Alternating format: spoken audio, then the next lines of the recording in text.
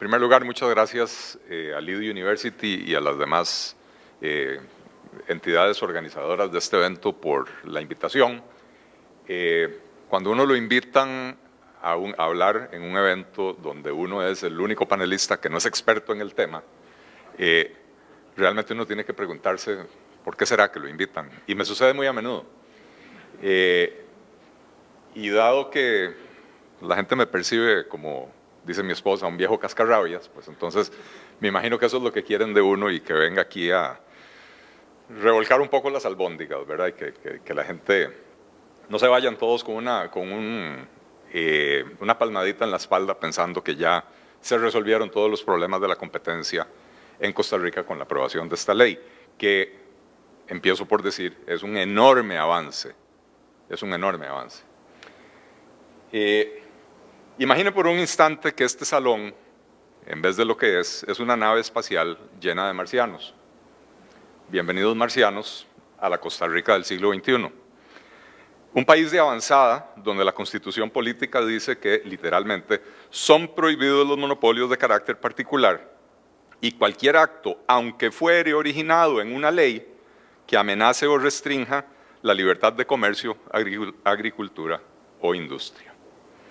Un país donde la ley, que la próxima semana cumple 25 años de vigencia, el próximo viernes, el viernes de la próxima semana, donde la ley de promoción de la competencia y defensa efectiva del consumidor dice que su objetivo es proteger efectivamente los derechos y los intereses legítimos del consumidor, la tutela y la promoción del proceso de competencia y libre concurrencia mediante la prevención, la prohibición de monopolios, las prácticas monopolísticas y otras restricciones al funcionamiento eficiente del mercado, además de la eliminación de las regulaciones innecesarias para las actividades económicas.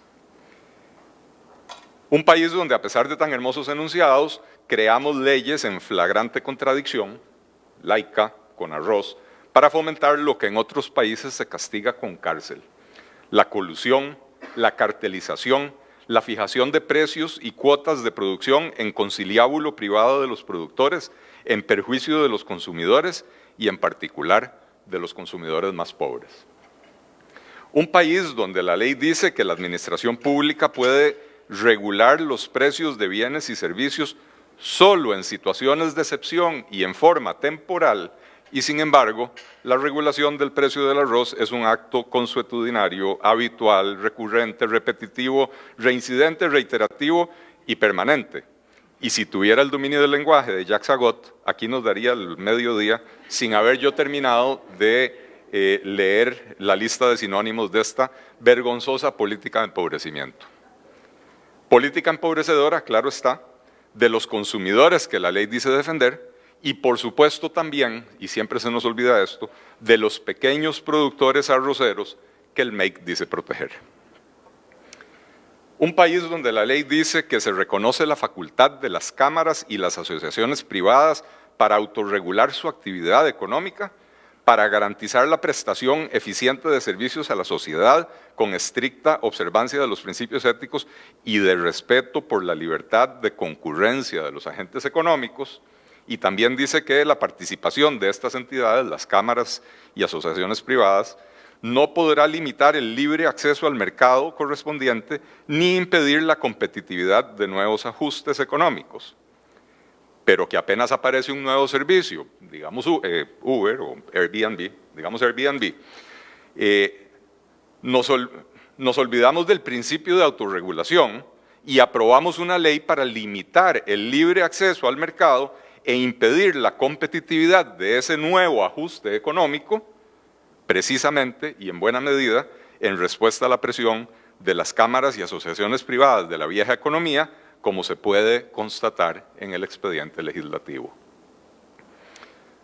Un país donde insistimos en hacer una odiosa diferenciación entre monopolios públicos y privados, excluyendo del ámbito de la ley antigua, bueno, de la ley hasta que fue reformada por la actual, ¿verdad?, excluyendo del ámbito de aplicación de la ley de promoción de la competencia a los monopolios públicos, como si las prácticas monopolísticas, absolutas o relativas, fueran menos perjudiciales para el consumidor y el ciudadano cuando se hacen con fondos públicos. Un país, valga recordar, donde mantenemos monopolios ineficientes y onerosos en áreas como la electricidad, que disminuyen la competitividad de la economía, donde abrimos mercados pero no nos atrevemos a completar la tarea, tolerando y a veces más bien protegiendo a operadores dominantes o oligopolios o esquemas de mercado poco competitivos que también redundan en menor competitividad, como lo es el caso de la banca o de los seguros o de las telecomunicaciones. Un país donde ante la evidente falta de competencia en el mercado, estamos a punto de legislar tasas de usura en vez de fomentar una competencia más efectiva en el mercado bancario y así atacar el problema en su raíz. Vamos por los síntomas y no por las causas. Un país donde por reformas del Estado y simplificación, ya que la ley también habla de simplificar trámites, donde por reforma del Estado entendemos cerrar por decreto 6 instituciones que nunca vieron la luz del día y nunca tuvieron presupuesto y por lo tanto nunca existieron. Un país, en fin, donde para ser comisionado de la nueva autoridad de competencia, con la ley recién aprobada, es necesario ser miembro de un colegio profesional, ese vestigio medieval diseñado precisamente para limitar la competencia. Bienvenida entonces en este contexto la Ley de Fortalecimiento de las Autoridades de Competencia de Costa Rica. Pero permítanme retener mi dosis de cinismo y desconfianza. Yo soy de los que dicen ver para creer. Las leyes aprobadas no resuelven absolutamente nada. Habrá que verlo en la práctica. Ciertamente la ley tiene cosas muy positivas. No tengo ni el nivel de dominio de Pamela, ni la experiencia tampoco en el campo. No me voy a poner a repetir todo lo que ya Pamela muy claramente explicó, pero ciertamente se le da una estructura más sólida a la Comisión de Promoción de la Competencia, mayor independencia, decía Pamela, funcional, administrativa, de recursos, ya qué sé yo, ¿verdad? También la ley introduce mayor claridad conceptual y procedimental en diferentes temas, ¿verdad? Se aclara mucho mejor cuáles son las concentraciones, cuál es la filosofía con la cual se van a medir, etcétera. Se le brinda a las autoridades de competencia herramientas más fuertes para combatir las prácticas anticompetitivas, todo el tema del establecimiento de garantías, la posibilidad de inspeccionar establecimientos para conseguir información, la creación o la elevación de las multas y las sanciones, los programas de clemencia, o sea, en fin, ahí sí hay toda una serie de herramientas que le ponen más diente a la Coprocom o a las autoridades de la competencia, que era una de las principales quejas de nosotros los legos con respecto a la ley anterior. La Coprocom estaba pintada en la pared, hacía estudios muy bonitos, es lindísimo leerlos, para uno que es economista por lo menos. Bueno, no, perdón, yo no soy economista, no quiero que me acusen de, ¿cómo se llama eso? Falsedad ideológica, ejercicio ilegal de la profesión. Yo soy articulista, dicen los ministros del gobierno. Es muy entretenido leerlos, pero bueno, lamentablemente muchos de esos estudios quedaban en simplemente estudios que no tenían ninguna consecuencia porque la comisión no tenía las potestades ni las herramientas necesarias para impedir esas actividades. También me pareció positivo en la ley la aclaración de la relación de la Coprocom, no solo con la SUTEL que mencionó Pamela, sino con CONACYF, que me sorprendió que no la mencionaras. Hay ahora un poco más de claridad en cómo proceder cuando hay temas de concentración en la industria bancaria, donde CONACYF interviene si hay temas de riesgo prudencial, ¿verdad? Pero algo que me pareció positivo.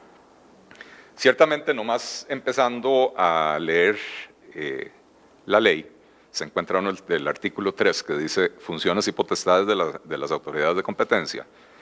Y el inciso F dice, si mal no recuerdo era el F, dictar y ejecutar medidas cautelares en sede administrativa para garantizar la protección de los derechos e intereses tutelados en el artículo 46 de la Constitución Política.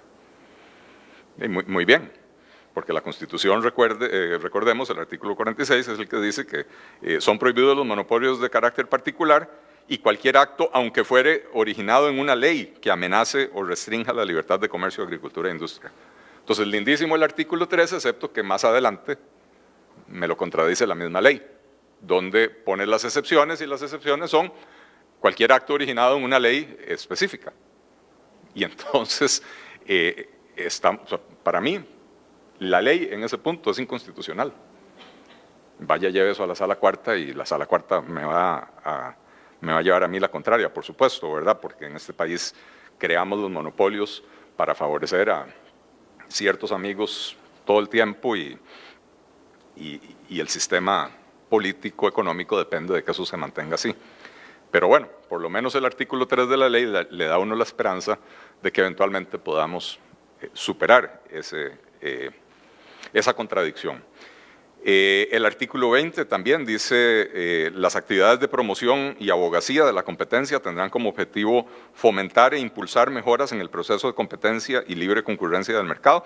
Básicamente se aclara y se fortalece la función de abogacía, que nuevamente me parece que es muy importante, sobre todo con tantísimas excepciones que tiene la ley. Es un solo artículo el que establece las excepciones, pero son un montón de mercados, de leyes específicas, de sectores que caben dentro de esa excepción. Entonces, la función de abogacía, la posibilidad que va a tener la autoridad de competencia de hacernos ver a las autoridades, a los ciudadanos, a los legisladores, de la inconveniencia de tener todos estos mercados cerrados, espero yo que Campanita logre convencer a Peter Pan, aunque la historia en nuestro país no nos da para ser muy optimistas al respecto.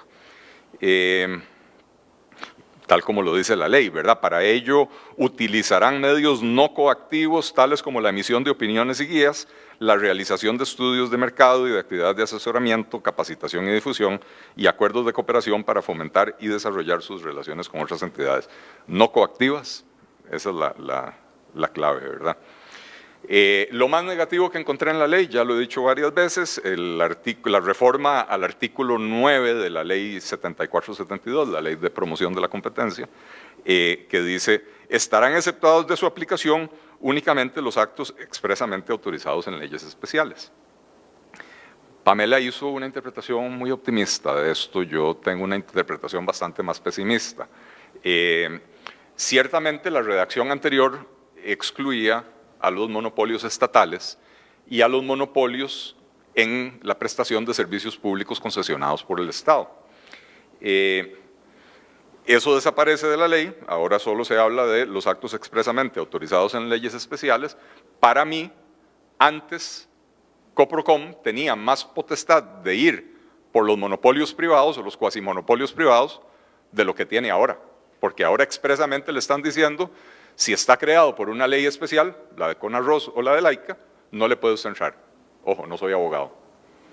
No soy abogado, soy economista y soy estudioso de lo que sucede en este país con redacciones de este tipo y cómo terminan en la absoluta inaplicabilidad de lo que creemos que es un gran instrumento. Espero estar equivocado, ¿verdad? Honestamente espero estar equivocado. No siendo experto en la materia, no es mucho más lo que tengo que decir al respecto. Ciertamente la implementación de la ley plantea retos enormes. La autoridad de competencia deberá definir una política de competencia y ciertamente, como bien decía Pamela, el hecho de que ahora tenga más recursos y más independencia hará que esa política de competencia sea más creíble. Vamos a ver qué resulta de ese proceso de definición de esa política, porque el reto de priorizar en un país donde cualquier mercado que usted se fije tiene elementos anticompetitivos, ya sea creados por ley o por diferentes situaciones, Ciertamente los mercados que impiden, o más bien, los mercados donde se centra la competitividad o pérdida de competitividad del país, los mercados que afectan y empobrecen e impiden la disminución de la pobreza en este país, esos mercados están excluidos de la aplicación, digamos, de la parte que sí tiene diente de la ley y quedan únicamente para la abogacía. Y entonces corremos el riesgo de que el ejercicio de abogacía, y también lo reconocía Pamela, corremos el riesgo de que ese ejercicio de abogacía termine constituyéndose en un ejercicio fútil, ¿verdad? Donde Pedro y el lobo grita tantas veces, en este mercado tenemos un problema, en este mercado tenemos otro problema, pero la autoridad de competencia no puede hacer nada al respecto, de que corremos el riesgo de que al final de cuentas la propia autoridad de competencia pierda la autoridad moral para seguir haciendo esos llamamientos. Y no será por culpa de la autoridad de competencia, será por culpa de que a la hora de legislar no le dimos las herramientas a la autoridad de competencia para que pueda intervenir en todos los mercados monopólicos y no solo los que la ley expresamente permite. Yo los invito de corazón a que hagan el ejercicio. Ahora viene fin de año, se van para la playa, quieren hacer algo entretenido, llévense para la playa la ley de la ICA o la ley de Conarroz, cualquiera de las dos, son como copias al carbón. Llévensela entre cerveza y cerveza, léansela, para que se den cuenta, insisto, de cómo en este país permitimos por ley lo que en otros países manda a gente a la cárcel. Muchas gracias.